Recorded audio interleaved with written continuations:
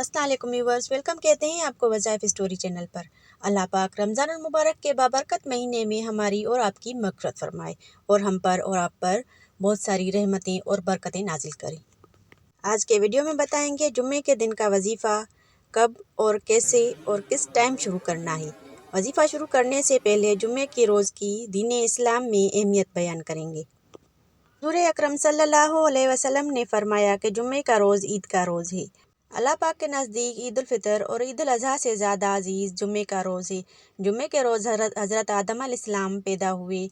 उसी रोज़ हज़रत आदम अलैहिस्सलाम ज़मीन की तरफ उतारे गए और उसी रोज़ हज़रत आदम अलैहिस्सलाम वफ़ात पा गए।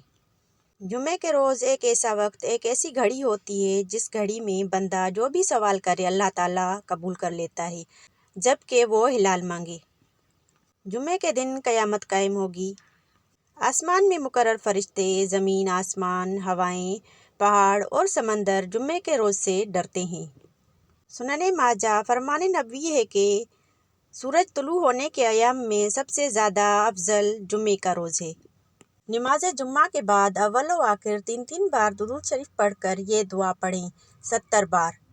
एक जुम्मे से दूसरा जुम्मा ना होने पाएगा कि इंशाअल्लाह ताला अल्लाह पाक आपको नगर बना देगा, मगर शर्त यह है कि सलाम के बाद उसी तरीके से बैठे रहें और कोई पहलू ना बदलें, ना किसी की तरफ देखें, वरना इस अमल की तासीर ज़ाया हो जाएगी।